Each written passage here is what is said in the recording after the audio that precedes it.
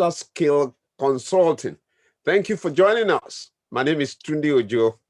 I lead the Touchstone team. Touchstone is a global idea, brand strategy, and communications consulting firm.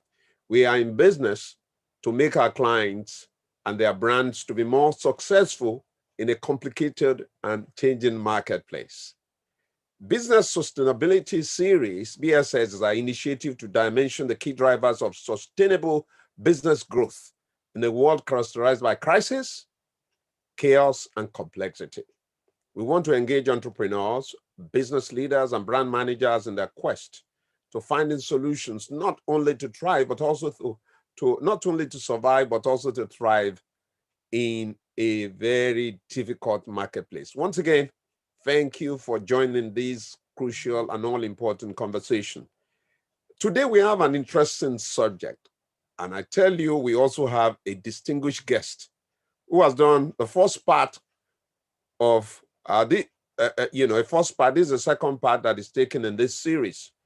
And the topic for discussion in this series is understanding Agric business, opportunities and risk 2. We've done understanding Agric business, opportunities and risk 1.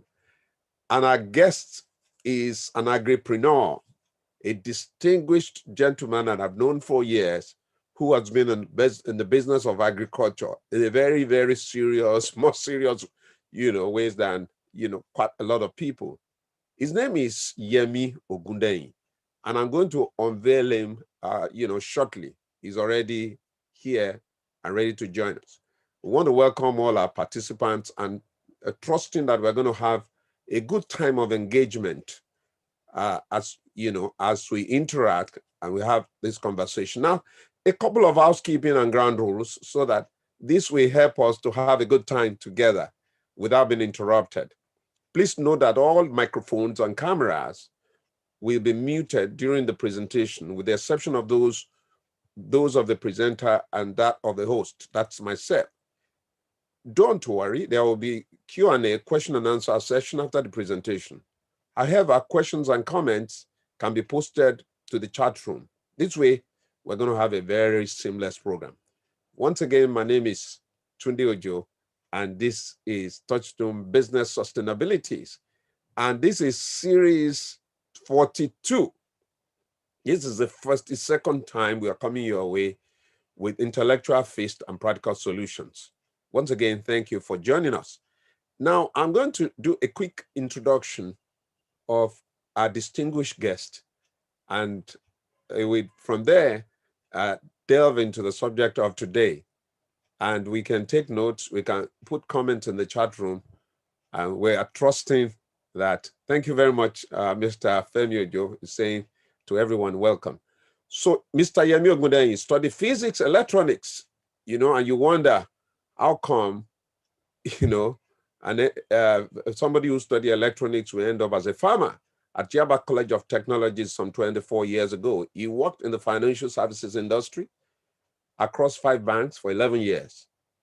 He also ran his own financial services business successfully for 8 years, and have been in agriculture for the last 9 years, co-founding Mayor Farms and Agro Services Limited and Mayor Food and Processing Company Limited, both integrated Agric business engaged in egg production and distribution, broiler rearing, processing and distribution, fish rearing, feed milling, and vegetables cultivation. Together with its partner, Ahmed Ali, and their team, they managed to manage a balance sheet of over 500 million. That is huge, and services many corporate clients. Mr. Yemi Ogundein is a father, is a dutiful husband, he calls himself a person accountable to Jesus Christ and other mentors. Ladies and gentlemen, I want to welcome you once again to Touchstone Business Sustainability Series 42, and it's my honor to welcome Yemi Ogundein. Thank you for joining us. I want to welcome you on behalf of all our distinguished participants. Men of, serious repute that are here, who spend their time, with us, and ensure that we have a robust conversation every time, we come their way. This is, it's going to speak for about 30, 35 minutes max, and then we'll have interaction, and then we'll have the after party in which we interact. Thank you once again, Mr. Yemi Ogundein. You're welcome. Now you can delve into the subject of today, which is on Agric business, understanding Agric business, opportunities and risks, number 2. Thank you. The other time he came, the first time he joined us as a guest, it was a blowout. Everybody was excited. And I don't have any doubt that today is going to be an exciting time. Once again, welcome. Mr. Ogundein, you can start your presentation. Thank you.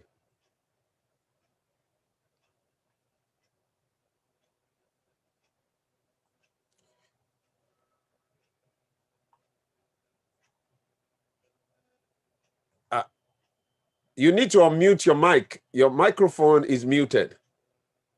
You need to unmute your mic. Okay, let me see whether I can do that. Your microphone, you need to unmute your mic, Mr. Ogundein. Can you hear me now?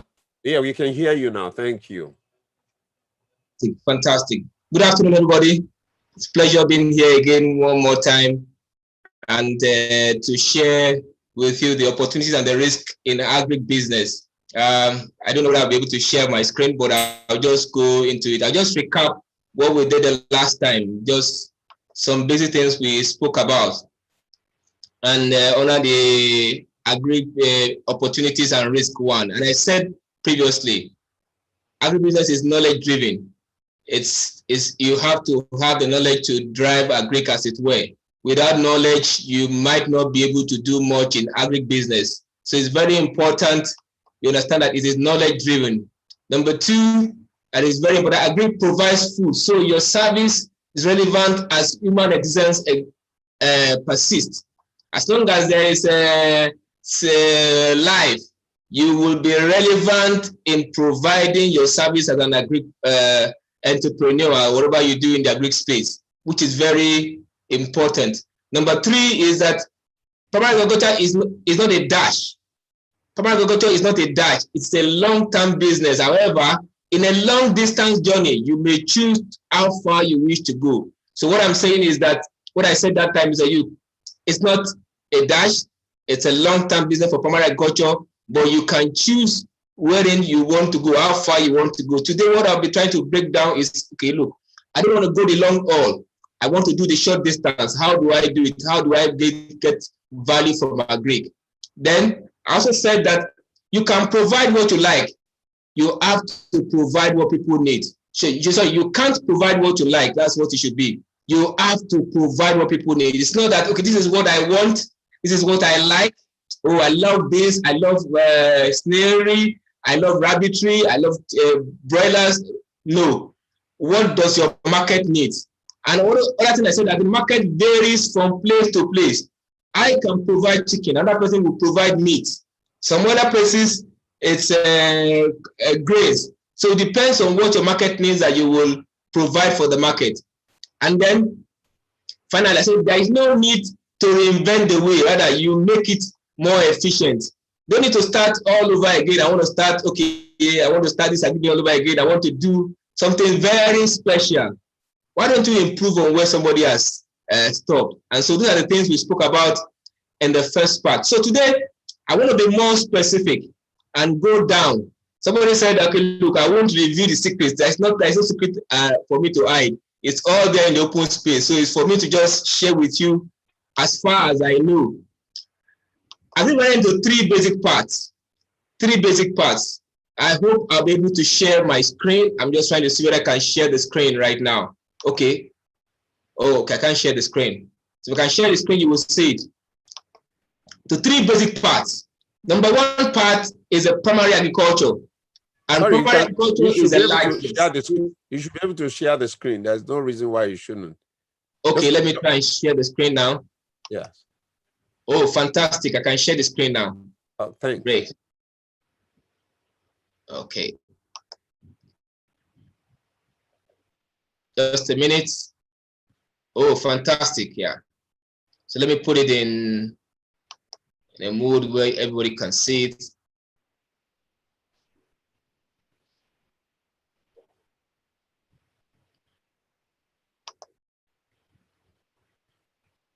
Yes. Can we see it now? Yes. So this is primary agriculture, and it is the largest. It's about 50% of the agribusiness by my own estimate. That I didn't use any data as it were, but based on what I know, what I've seen around, about 50% is largest. And you know, primary agriculture extends very wide. For those who are planting, for those who are rearing, it is the basics of agriculture. Then followed by secondary agriculture, which is about 15%. Small, very colorful. You know, a lot of technology involved in it, and it's the smallest part of agriculture. And then the tertiary agriculture, which is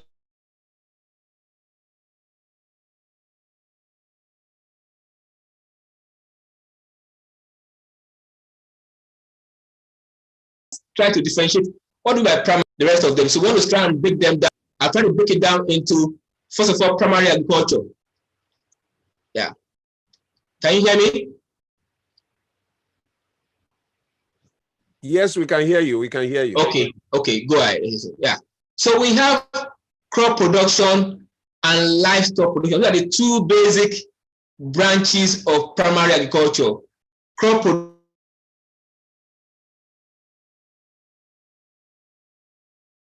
livestock production, and we use cash crops and food crops. Everything is cash, whether food or whether tree or everything. Everything is cash, depending on how you do it. So under crop production, we have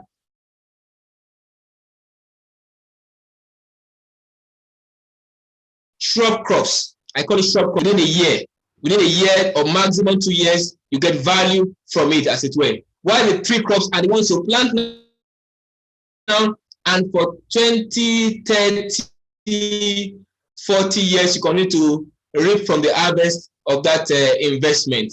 And so it's like money market and capital market. So the money market in crop production is the shrub crops, while the capital market is tree crops. And under shrub crops, we have the grains. We have the grains, which are the maize, soya beans, and the rest of them. We have the roots. The grains are short tenure, 90 days, 60 days, 120 days at most. We have the roots, and the roots are your yam, your cassava, and the rest of them. Those ones, they will last you 6 months to 1 year. And you have the shortest one, the veggies. And the veggies can be as low as 30 days. If you imagine lettuce, if you plant lettuce within 30 days, you are harvesting. Some 45 days, some 60 days, some 120 days, and the rest of them.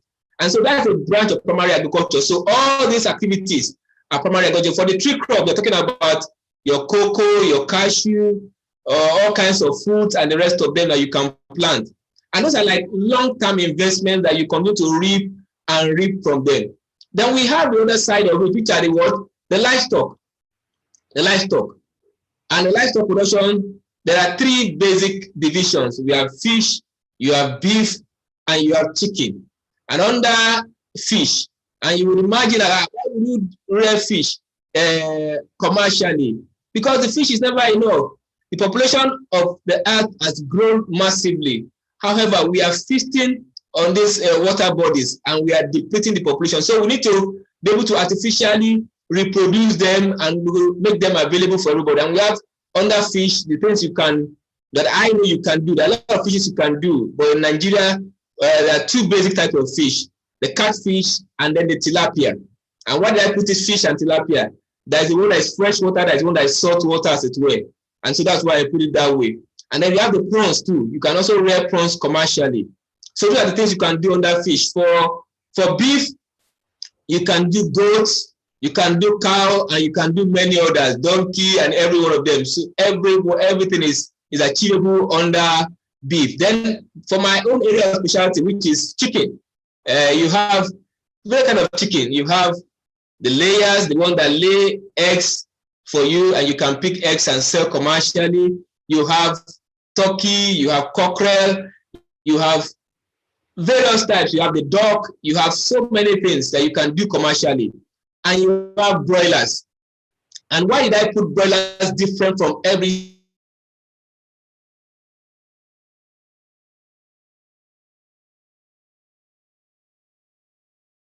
The value chain for chicken, end of everything, it comes down to meat, as it were. So whether layers or cockerel or duck, everything, you are looking for meat.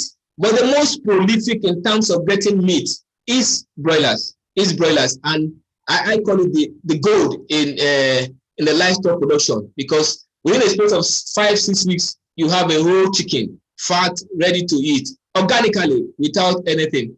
One of the things we must understand when it comes to crop production, that if we continue to produce crops or livestock the way we have been doing it, we would never have enough. And that is why you have the price of chicken, the price of beef, the price of fish going up.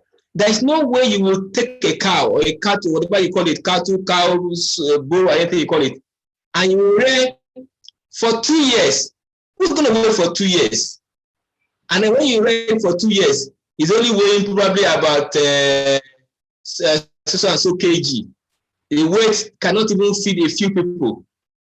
Technology has made it possible for us to be able to rear a cow within 1 year, maximum 15 months, and it's weighing massively, 300 kg of cow, and it will serve so much people. The same thing with fish, the same thing with chicken. And when it comes to commercial production of livestock, we talk about what we call FCR, the food conversion ratio. Is very important for all the kinds of livestock I've spoken about. Everything, either for fish, for beef, for chicken, for goat, for cow, for fish, everything. Food conversion ratio is the key to success in livestock production. And you need to understand, that's why we said it's knowledge-based. Take, for instance, if I, Yemi, raise my catfish for my own breed of catfish I'm rearing, the food conversion ratio is 0.85. While for another breed of catfish, the same catfish, the food conversion ratio is 1.5. What it means is that the 0.85, what it means that for 0.85 grams or kilograms of feed, I will get 1 kg of meat. For 0.55 kilogram of feed, I will get 1 kg. That means what I put in less, I get more.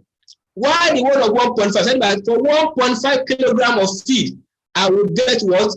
1 kg of fish. You can tell me who is going to be profitable. And that is why in agribusiness, many people, and even our fathers who have been in agribusiness, are not profitable, because the food conversion ratio is very poor. And you would just look at it, even for humans. When you have a small child, it is very important that at a young age, you give him sufficient protein that he develops very well, so that the growth is rapid. And as he grows at that small stage, she's eating very little, but getting the maximum value. When it gets to a particular age, it stops growing. Just same thing with animals. So for us to achieve efficiency in primary production, you need to be able to get an animal or product with a good food conversion ratio. And so when you are buying your fish, it is important you know what strain you are buying. I stumbled across a particular strain of fish called the Dutch strain of catfish, and 0.85 within 4 months, I can get as much as 1.5 kg of fish.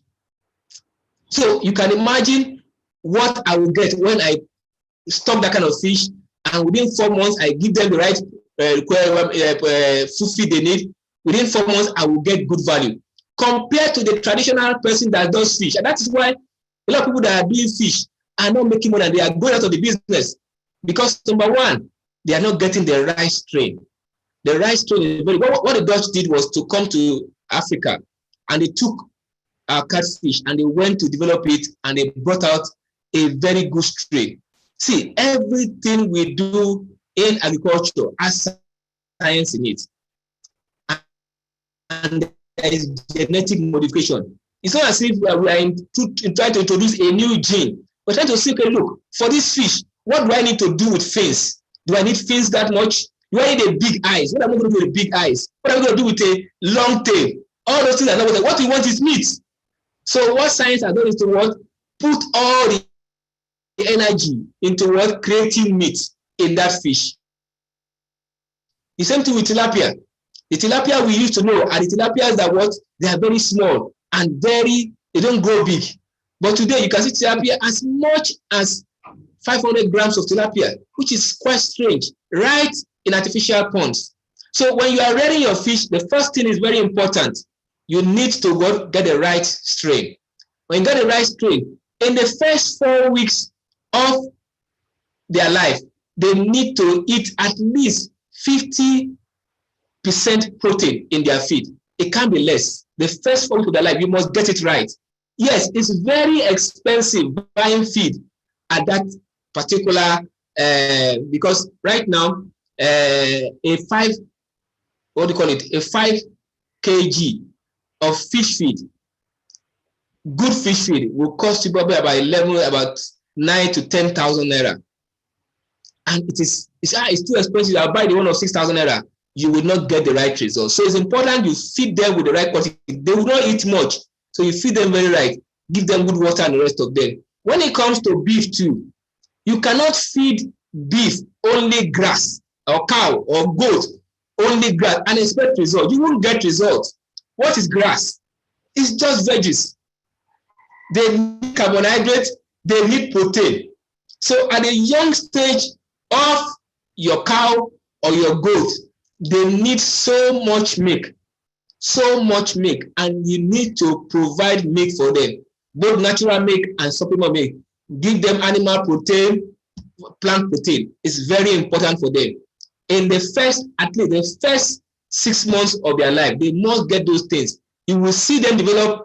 There's a particular, if you look at it, if you want to do commercially, there is a scale of weight and feed you must follow.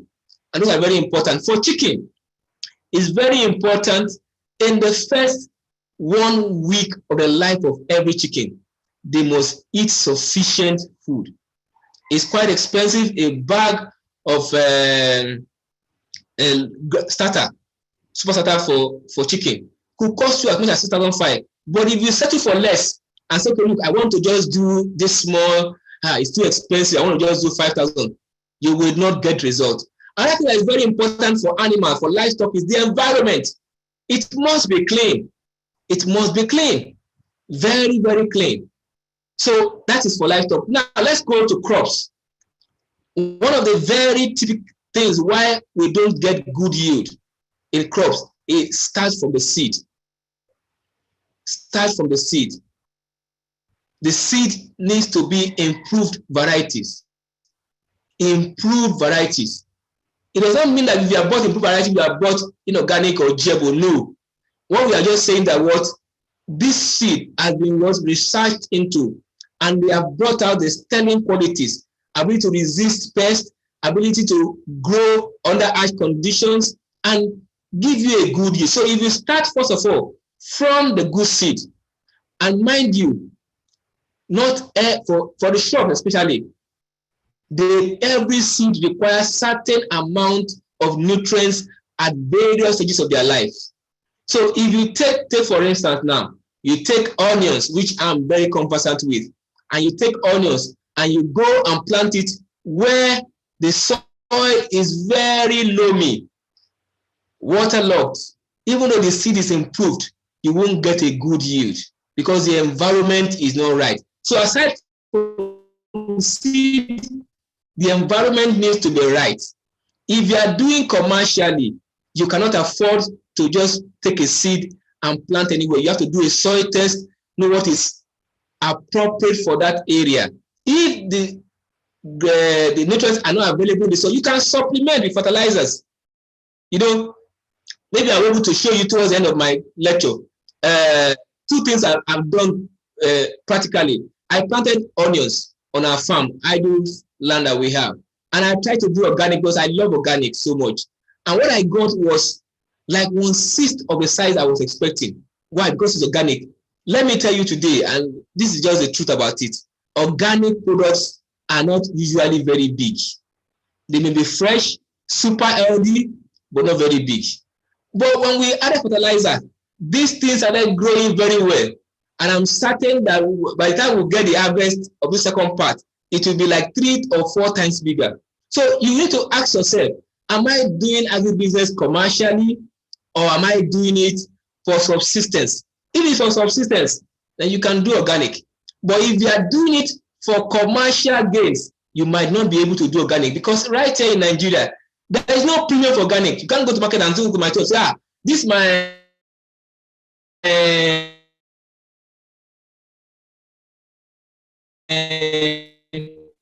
onions, or this is my maize. It's organic. There is no control on pricing. Then when it comes to agriculture or crop production, one of the things that is the biggest problem is not even the yield. The yield is a big problem, but not the biggest.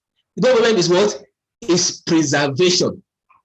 Preservation. I have traveled around part of Nigeria, and I've gone to, as I said in my last job, I went to Benue State, and I saw mangoes, oranges on the floor, rotting away.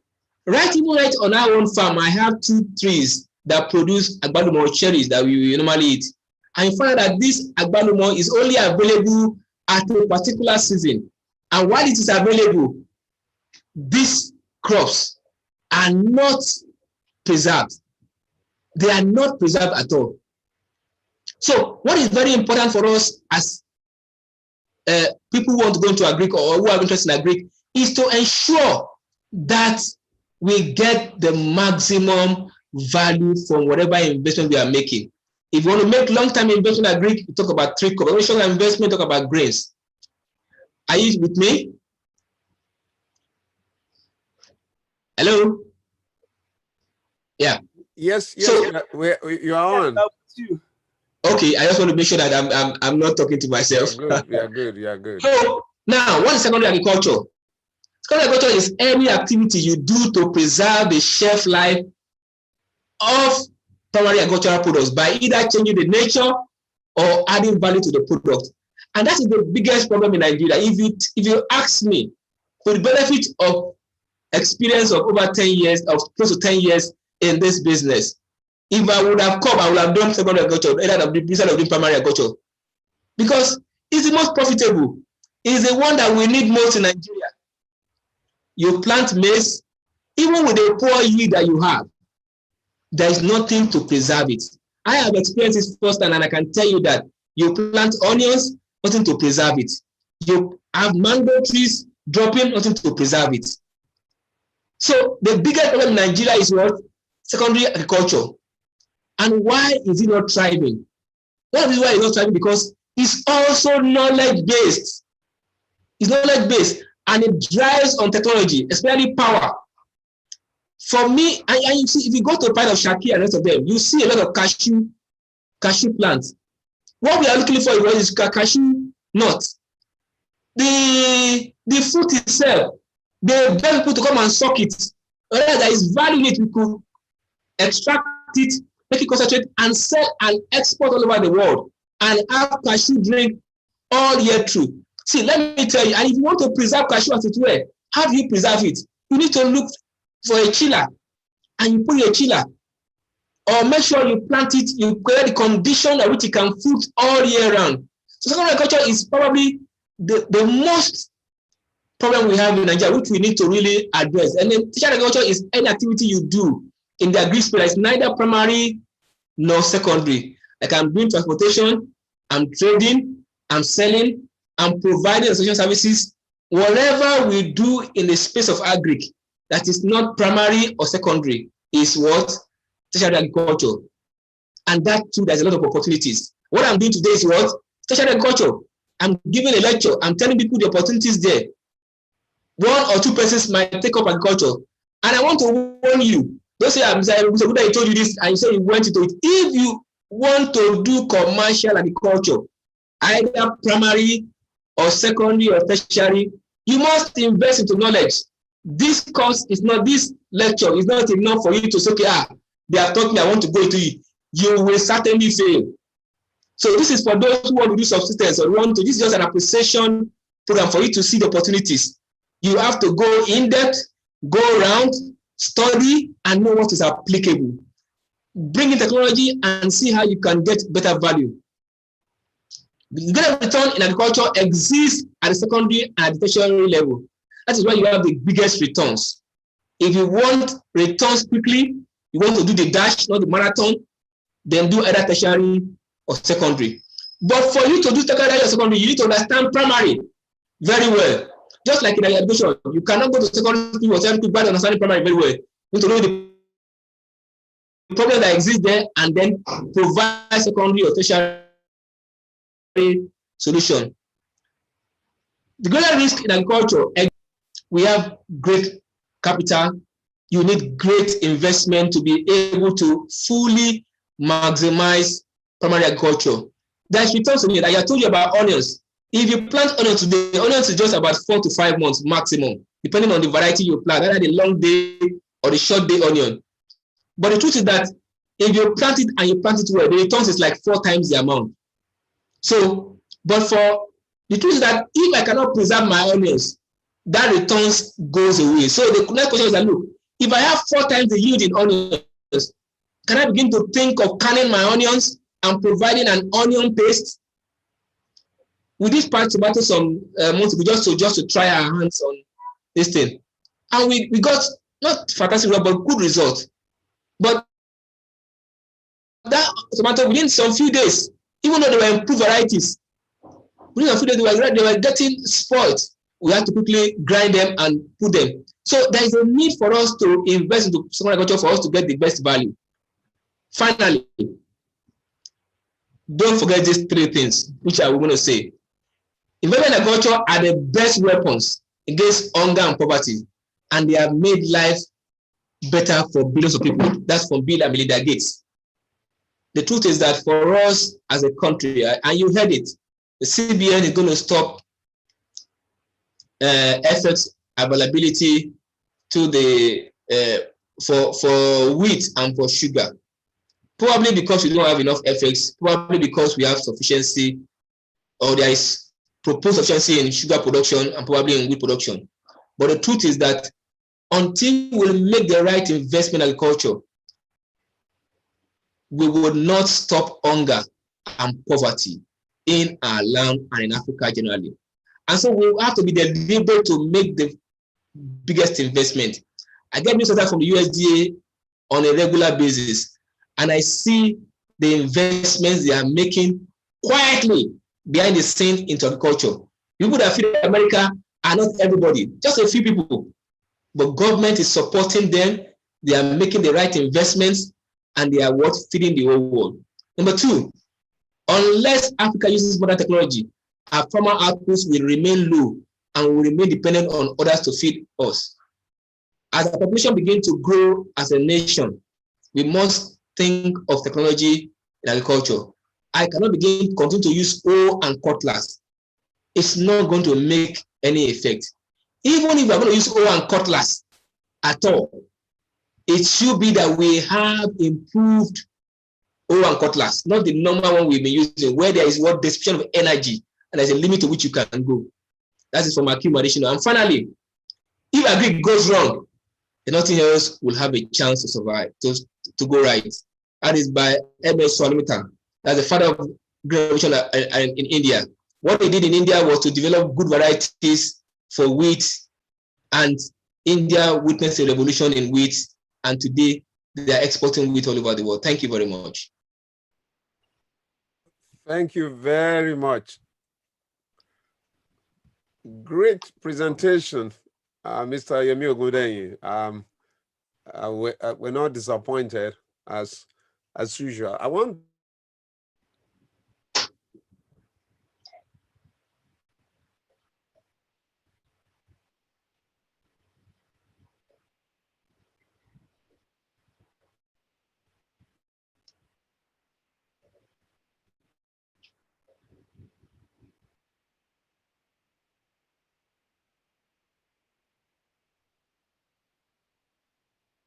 I hope I'm still on.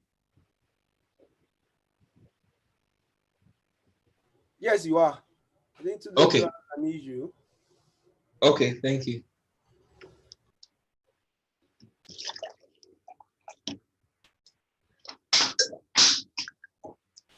I think the host is network is failing over there.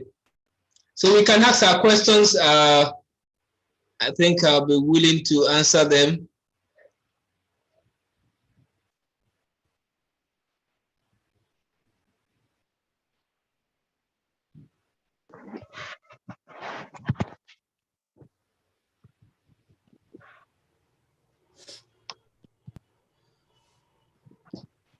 Mr. Umar, do you have a question, sir?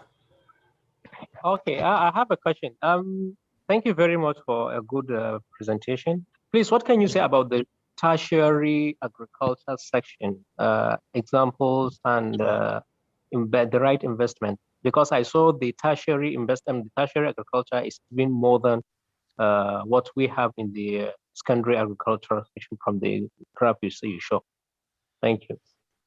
Okay, let me tell you a little bit about tertiary agriculture.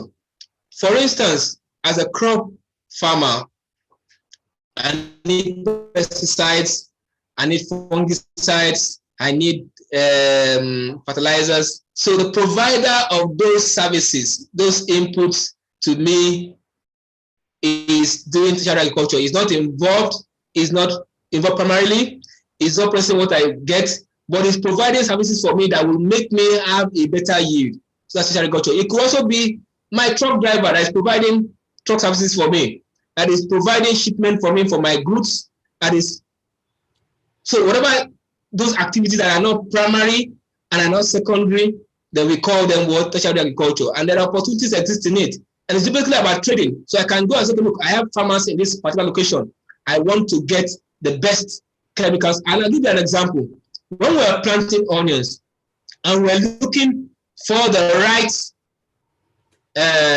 pesticides to kill pests and make the onion survive, we had to go all around. I had to first of all go online, search USDA, look for what they are using everywhere. My local Fulani guys that were working with me and planting, because I have quite some Fulani guys working with us planting the onions.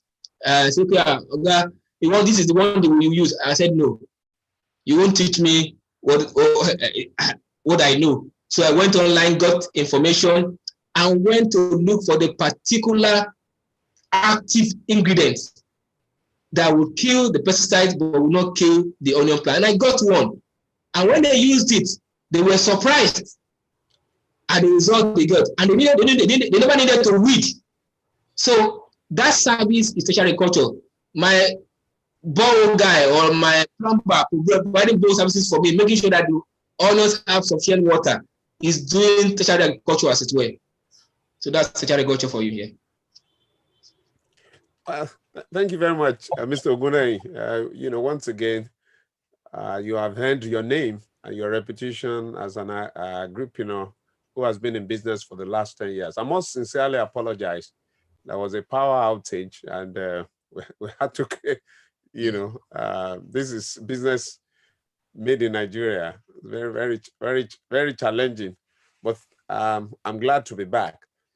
Mr. Ogundein, congratulations and thank you very much for all that have told us. I talked about the primary, the secondary, as well as the tertiary. I'm sure there will be opportunities for people to ask a question. And he says, one or two questions.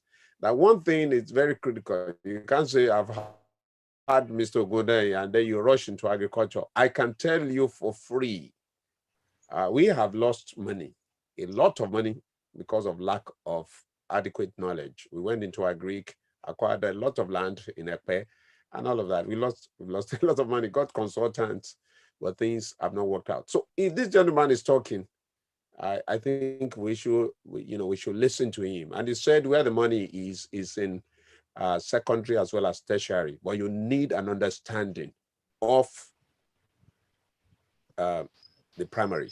Thank you very much. Are there comments and questions? Because that is what will make this robust. He has given us all that we need to know in terms of both crop as well as crop production.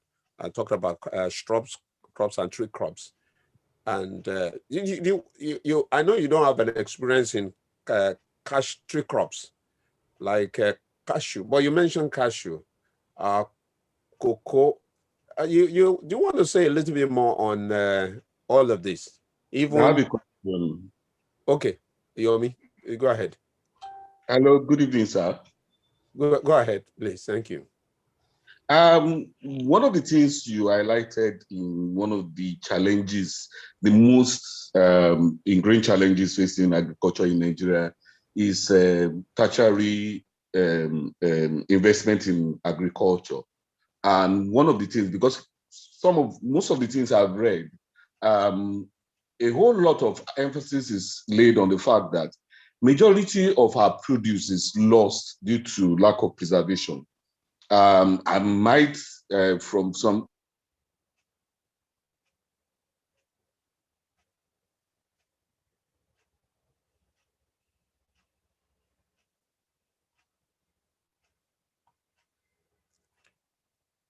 Am I the only one that can't hear Yomi again?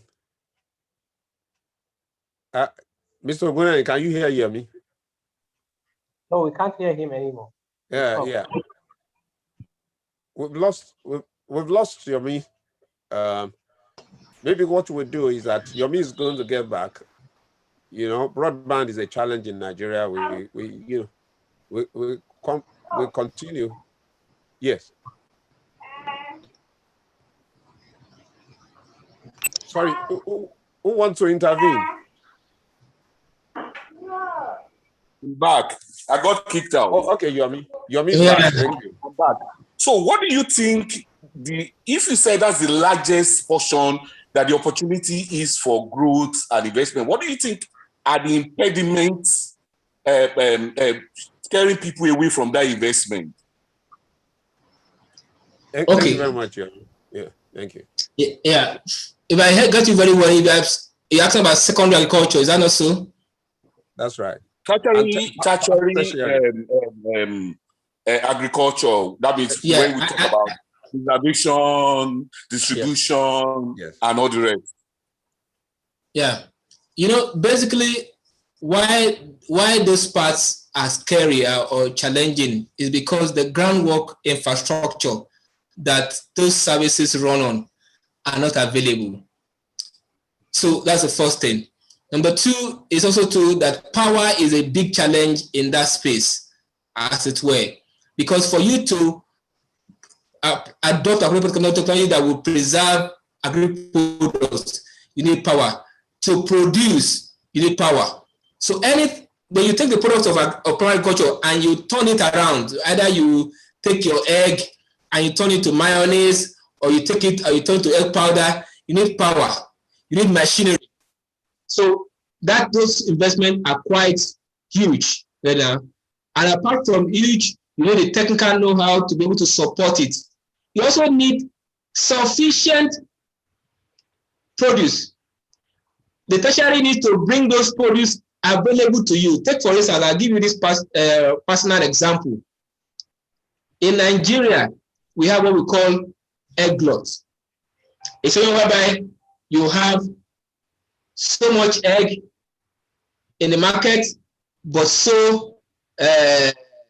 and the price starts to drop, and farmers are not unable to sell. You will ask me, why should there be egg glut? Is it that the population changes daily, or what is the problem? Can you?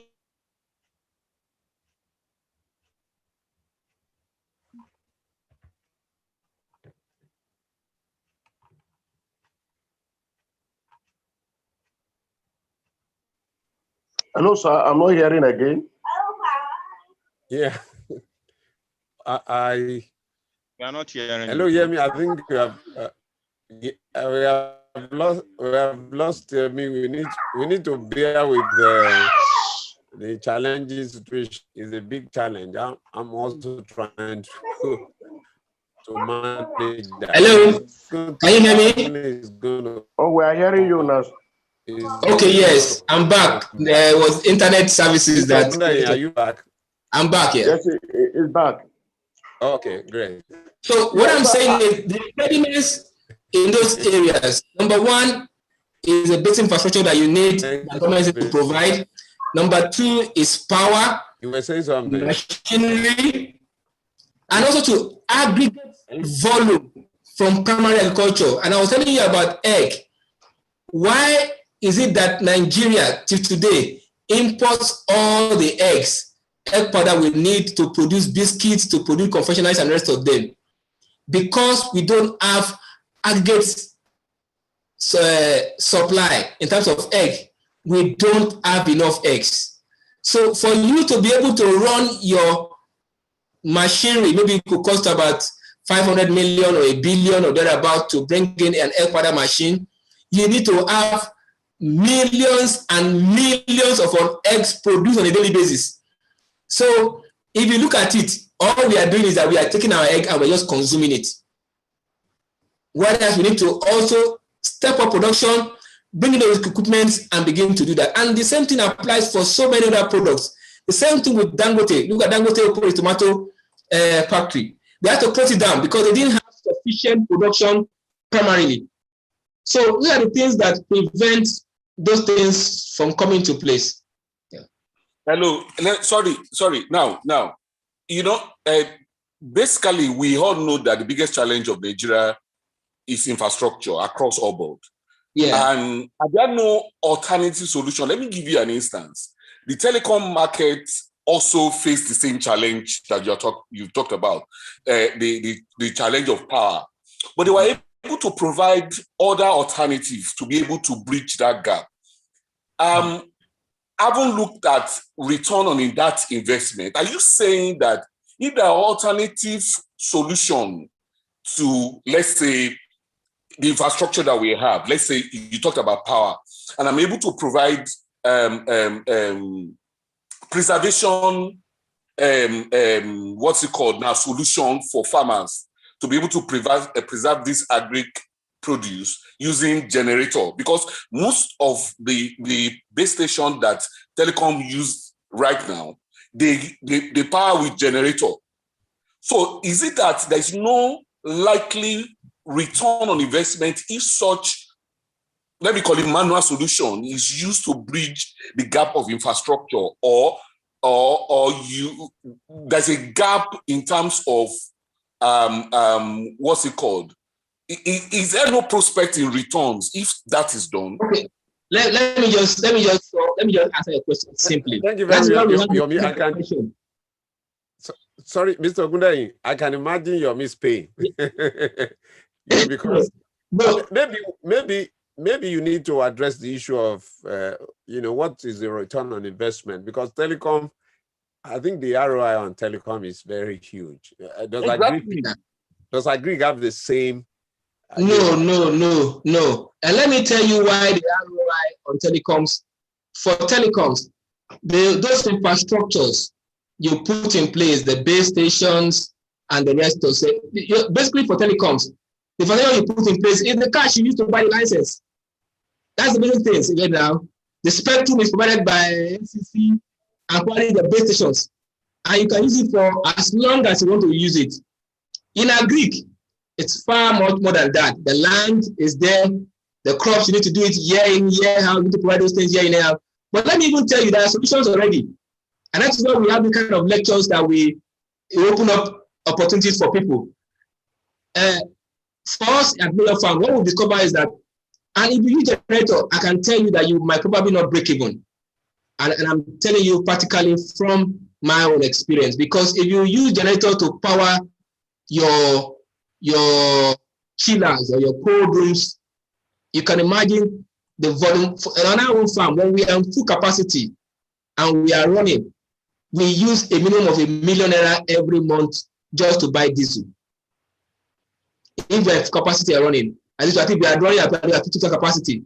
If we go to 100% capacity, we'll be using about 1.5 million, 2 million to buy diesel. So what we've done, and solutions are available, what we've done is to talk to some power companies. There are private power companies that are coming up. So what they do is that, one of them is, we're talking to a star site. What they do is that they provide power for you. They're like your Kenya Electric or your Electric. They provide power for you, and the first source of power is what is solar. If you have ample land, they build the solar farm for you. They'll provide you generator as second backup, and the grid as third backup. So what it means is that I don't need to make investments into power. Before we met them, we were talking about 30, 40, 50 million investment into power that we're looking for funding for. But when we met them, so they're taking that burden off us. And so they are providing that power for us. And we're going to be paying to them tariffs, which will be less than what we should pay to Baradisco or whatever disco we are using. So solutions are coming. And that is why we have the kind of lectures for you to look at the opportunities and see, what can I do? Yes, power has come. Can I own chillers? Can I own cold rooms? Can I own cooling trucks that will move the products to the market? Because after all this we are talking about, so lovely and fine, you need to bring the products to what? To the market. Fresh and awesome. Thank you, Mr. Ogundein. Thanks, Yemi. The chat room is abuzz with questions, and I'm also I'm also trying to struggle with my broadband. I have about 3 sources of internet services. One is even fiber optics, but you know, sometimes you still have a downtime.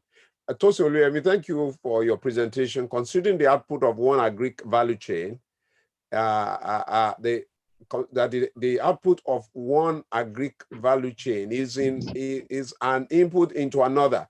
Do you think it's advantageous to concentrate on one's business on one type, say secondary or tertiary Agric, or do you think diversification could be more advantageous for the business? You can hold that one with your left hand.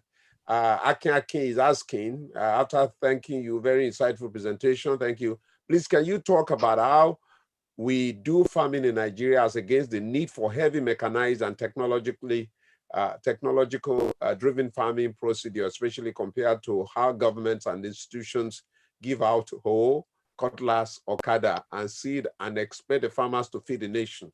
Let me just give you the third one so that you can we can decongest the chat room. This is from Muiwalabi. The cost of equipment is not moi. I mean, you know the meaning of moi. Tractors, combined harvesters, chillers, and other processing facilities are capital intensive. How do you cross these hurdles and play big? Thank you very much. Thank you for your comments as well as questions. We can keep them coming. And Mr. Ogundein, can you respond to this 3? Thank you. Okay, the first question, I will always advise you concentrate on one branch of agriculture, either primary, secondary, or tertiary. But you must see through the value chain. Concentrate on one, but see the end before you start even the first one. What do you do? You outsource the rest. You can't do everything. It is when you grow in size and scale that you can begin to say, okay, look, I need greater efficiency in this area. I can't get any efficient partner in secondary. Let me take it on. In this, let me take this one on. It is only at that time you can begin to say, okay, look, I want to go down the whole road. But for efficiency's sake, always concentrate on one branch of it, either primary, secondary, or tertiary, and outsource to reliable partners. See through everything, very important and very essential. That is that for that question. Now, any government that is giving out cutlass for their farmers or for their population is just deceiving itself. And let me be very political here. We are still deceiving ourselves in terms of agriculture in Nigeria. I can tell you that 100%. We have not started at all. Government is merely paying lip service. You can't throw money at agriculture alone. There needs to be regulation. There needs to be support. There needs to be everything you need to be there. Private sector alone cannot do it. You need government, Minister of Agriculture to wake up and put in the right controls commodities boards to set up, so many things to be done to make sure that we are self-sufficient in food production. So if they are still giving you our cutlass, then they are not serious. Thirdly, the third question. Yes, tractors, command harvesters are very expensive. But who says you should own it? You don't need to own those things. All you need to do is to lease it or do sharing formula. For instance, okay, a whole community, a whole local government has all these things. So everybody within that local government can rent those equipments and use it power, because we not only use it all the time. Not all the time. Even within the state, even within the we can rent all the equipment and share, time sharing for all this equipment. So you don't need to own it. Owning it is quite expensive. Imagine everybody owning command harvesters all around. It's going to be very effective. In other countries, they don't own it all. There are companies that come around, you use the structure, they know how to use it for you, they do it in a way prepared for you, and you get results. When it's time for harvest, when it's time for spraying, they come with their sprayers. When it's time for harvest, they come with their combine harvesters and they harvest. And that's how we need to grow agric in Nigeria. Thank you very much. Sorry, Lillian is asking, please, what's the role of NISPRI in aiding preservation of agric products in Nigeria? NISPRI. That place is an hotel now. It's an hotel. You know, when I was growing up, we used to pass there around the Abuloja area, Nigeria Top Producers Institute. Ask me, what have they done in the last 20 years? That place I see is an hotel right now. They are using all their facilities as hotels. So, you know, it's just the decay we have gotten in terms of our public institutions. They have gone moribund. They've lost relevance because they don't even have the technology to even do any research. No aid. The staff itself, the manpower itself, they don't have what it takes to do to do the right research, to bring out the right technology for us to preserve our. So you can simply just go on the internet and get those things and bring the country and go on with your business. Okay, Mr. Ogundein, I'm going to ask the last question, and then we can spend the next 5 minutes or so to, just bond and interact. You have been in business for the last 9 years. What is the secret sauce? I mean, you are not out of business. What is the secret sauce? Is it your background in finance that you're able to get adequate finance to keep your business afloat? What is the secret sauce? Is it your connection? Are you connected in government?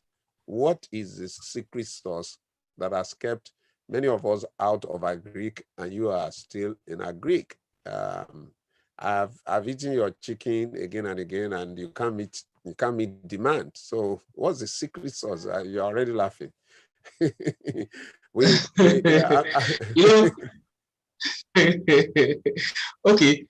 I was writing a proposal to a bank. You know why? You know why I'm asking this question, and that's going to be the last question I'm going to ask you. When information was sent out that you're going to be back to speak to us on Agric, I know a friend of mine that said, Yemi will not give us the secret sauce, the Odu. Odu is slang in Yoruba. So, are you ready to give us the Odu now? And I know that See, thank you. I'll write a proposal just on Wednesday or Thursday.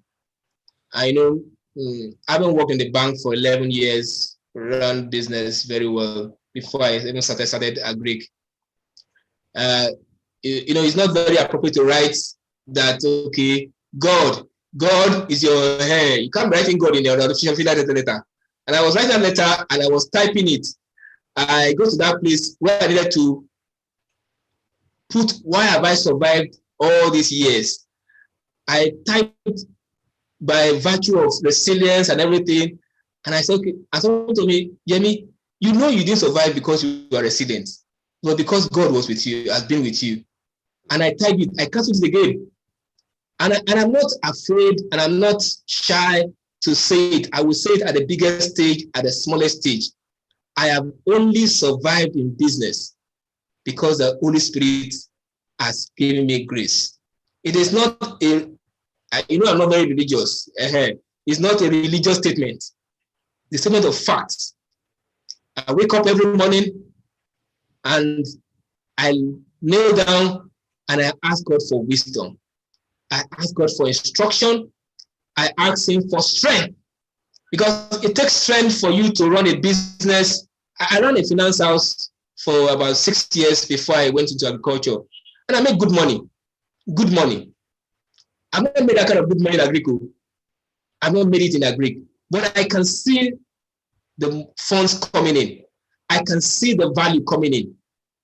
And so for you to stay resilient on a particular, for us to have stayed resilient on this trajectory in the last 10 years, it has been simply by grace. We've seen our asset base grow over time, even though we cannot cash it out and begin to spend.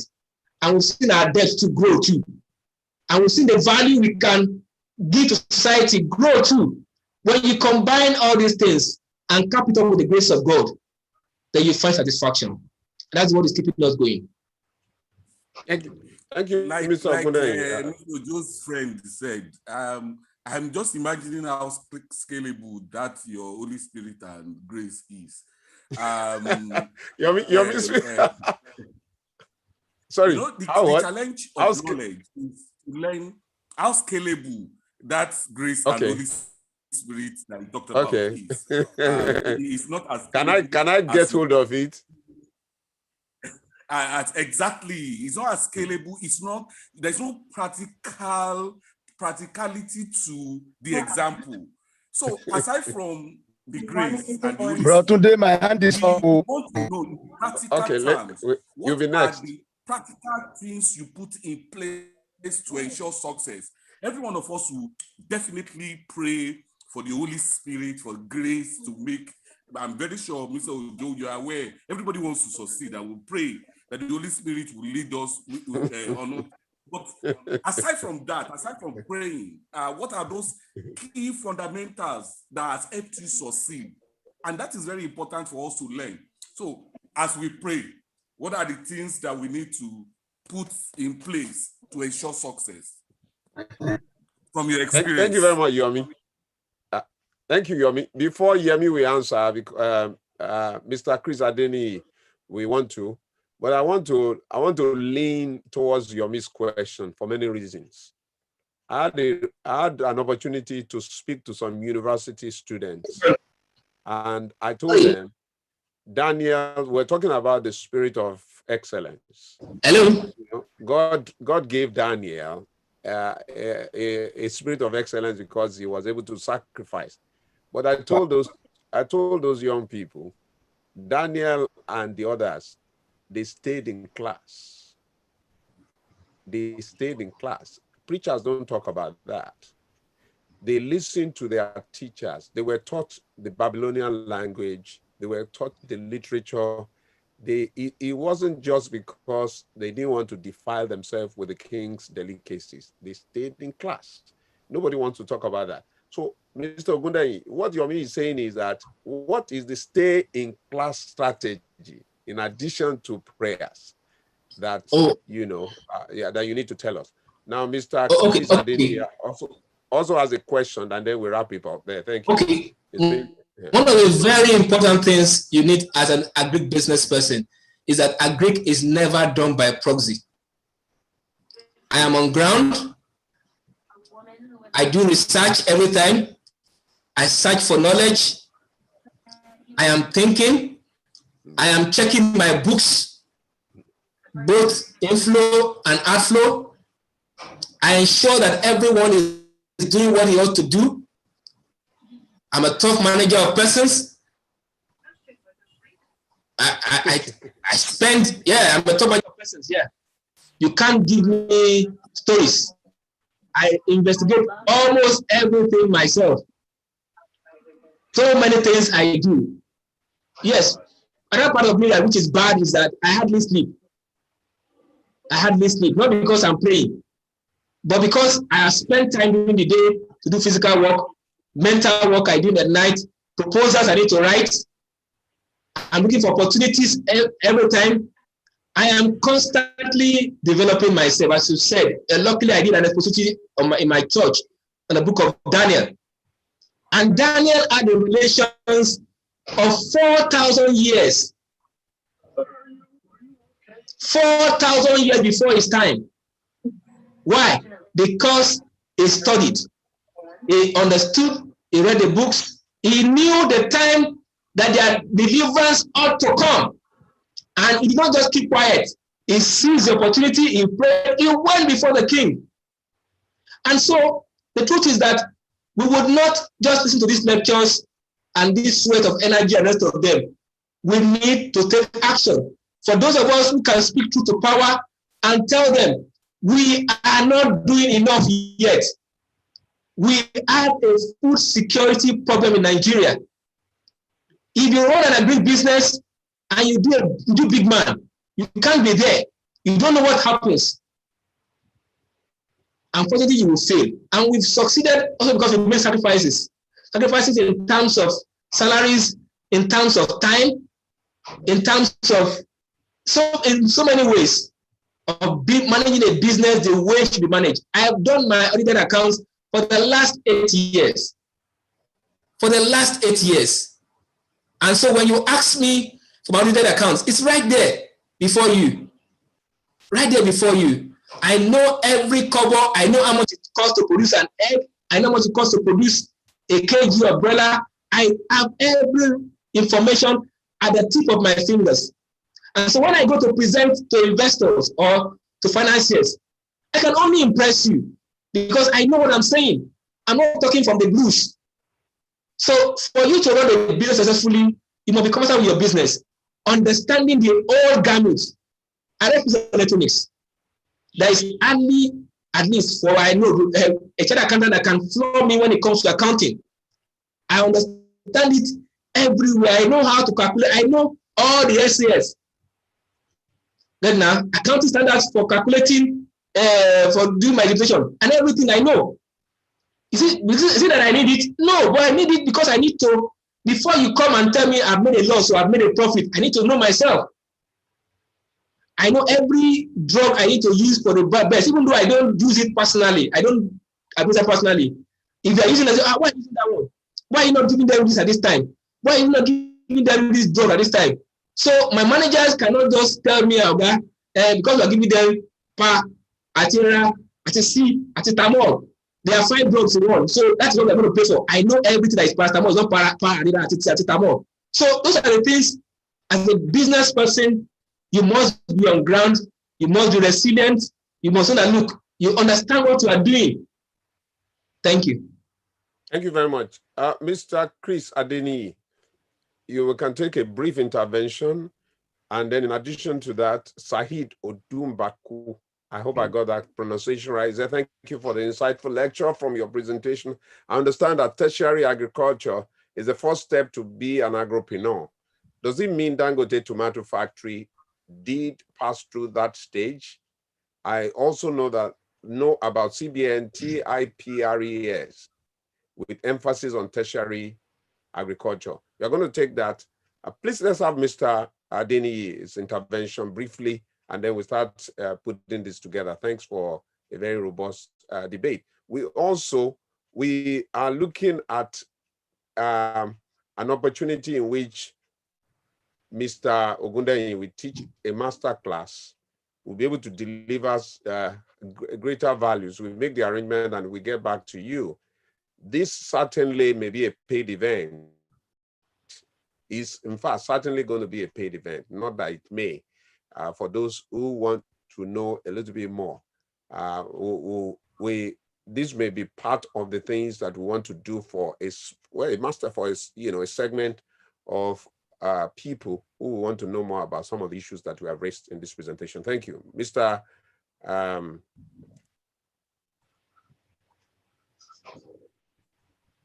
Mr. Chris Adeni.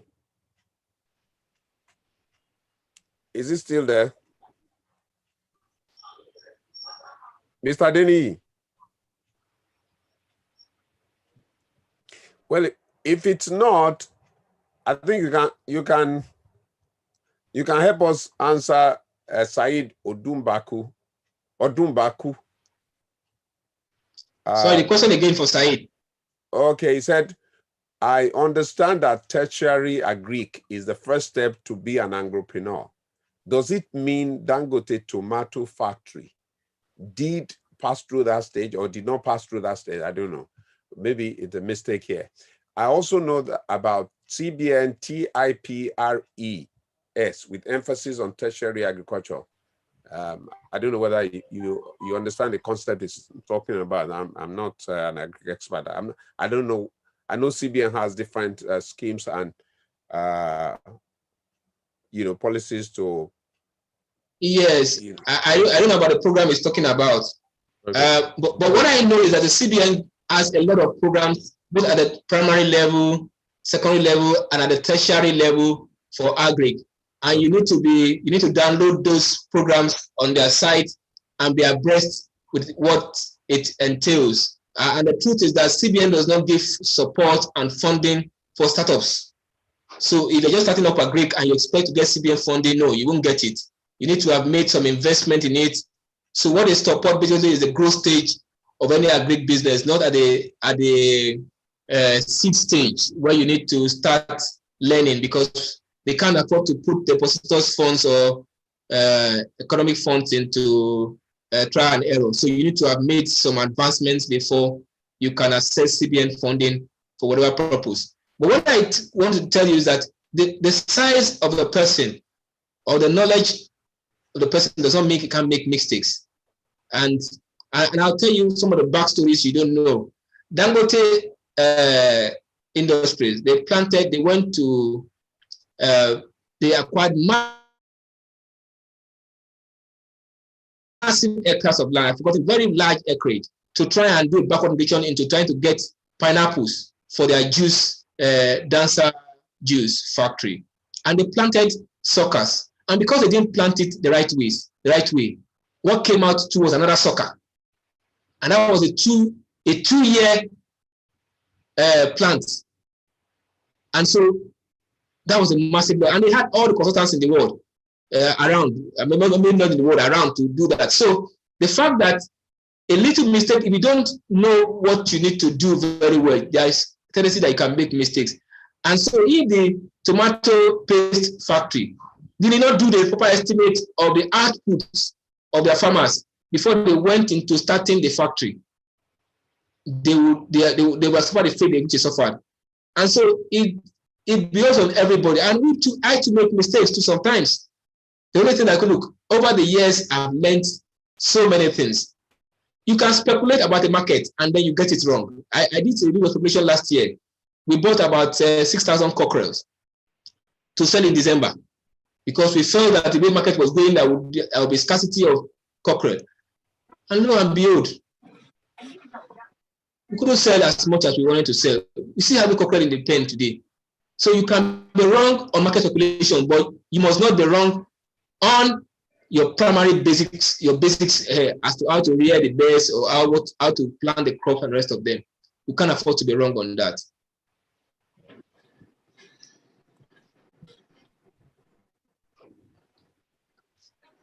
Hello, can I have the floor? Yes, sir. Yeah, thank you very much, Yemi Ogundein. Thank you, sir. I'm not surprised at all because I know when you started off in the financing, and this I believe that background has also given you a leverage so much that you were able to make a success of Agric. But you have not told us this during this training, the financial controls, the financial management system that people need to put into this. Oh, okay. Uncle Adeni is gone. Okay, let me just, I know where I was going about financial controls in and it's not just Agric, in any business.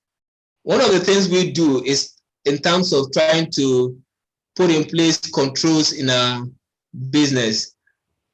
one of the things we do, let me be very practical here. Every supplier,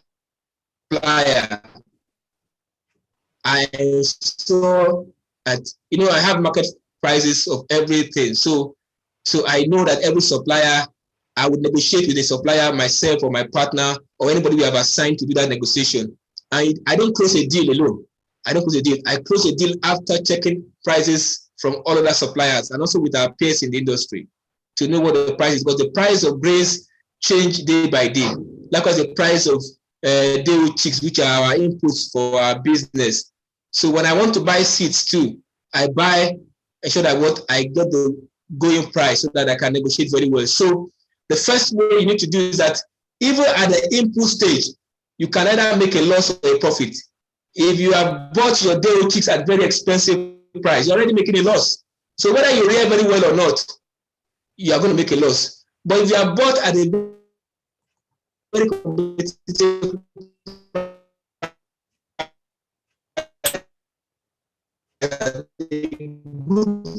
price, you stand a chance of making good. Avoid cash. Cash leads to less accountability. So what we try to do is to ensure that, okay, for our exhibitors, you pay to the account. So when you get your egg this week, we expect that in 3, 4, 5 days time, you should pay. If you supply chicken, we expect you should pay into the account. And as somebody, so all those invoices and every sales goes with an invoice. So when the invoice is issued, we have a stock of whatever we have. So as we are issuing invoice and deducting, somebody is deducting stock, invoices away from stock, we know what is supposed to be left. And when they've issued all the invoices, somebody else takes up the invoices and okay, looks at the invoices, they post on the system, and we can all see what has been sold. And so for me as the director of finance, what I do, the back end, I go on the system, I check, and look, I ensure that, look, okay, this production that I've gotten at a particular day tallies with the sales. I can't look at everything. So what I look at is production. I have production record every day. Whether sun is falling, whether rain is falling, I have production every day. So I tally it with sales. I've seen sales. This is sales, even though I've not seen the cash. So what I do at a certain time too, I print a report that tells me after about 2 weeks or there, right, on a weekly basis. These are the Thank you. Outstanding reports. So I look at those who are paid. Thank you, Mr. Ogundein. Yeah. I think you're having some challenges with your with your internet access. Okay, are you not hearing me? Yeah, at a point it was dropping, but I think you've done the most. Sorry. Yeah. So I want to say a big thank you on behalf of my colleagues at Touchstone and the entire participants. Thank you for having me. Yes, on this business sustainability. It is an opportunity. I want to say thank you to Dikwa Ogundikwe, to Muiwalabi, and Buki Yemi, and the team, at Touchstone, for making this happen every Saturday. Gentlemen and ladies, I want to thank you for this interaction. And in the next 3 or 5 minutes is an opportunity to say hi to our speaker, also to say hi to one another. This is a platform that is also established for networking. And we're looking for a time when we'll be able to say the opportunities that we've been able to create by connecting people and to opportunities, by connecting people to people through this platform. Once again, on behalf of the Touchstone team, I want to say a huge thank you for joining us. So in the next 3 minutes or 5 minutes, we just close this. It's a long list, but I want to thank you for joining us, all of you, ladies and gentlemen. Thank you. Thank you very much. Thank you, sir. Thank you for your very wonderful presentation. It's always a good revelation of Agric, and it's quite commendable. Thank you, Mr. Yemi. And I can say that you, based on what you have said, you look like a very good entrepreneur that one will be very proud to really invest in your business, and one should just expect that years of growth will start appearing, because if you have the financial management skills and then you have the business know-how, you are very strong on the technical side of things in the business, then you should just expect that once you have access to good finance, patient capital, you can grow the business, you can grow your business, you can really scale in a very great way, you know. Certainly. I'm actually looking for opportunity to speak more with you and see areas where you can maybe grow using your experience, using your knowledge, grow your business in such a way that it can scale. There are a lot of opportunities in food processing, a lot of opportunities in all those secondary agriculture that you talk about, because if everybody is doing substantive and or doing the primary agriculture, and then you now have a very good player in the food processing industry, then there will be opportunities. There are more opportunities in that space, because again, government has not been very, very helpful in driving those opportunities. But with individuals like you, yeah, and with the necessary backings in terms of technical skills, in terms of finance, I see a lot of opportunity in that space. People are always very scared of agriculture, really, because of the inherent risk of losing money. You won't just see the founder. Nothing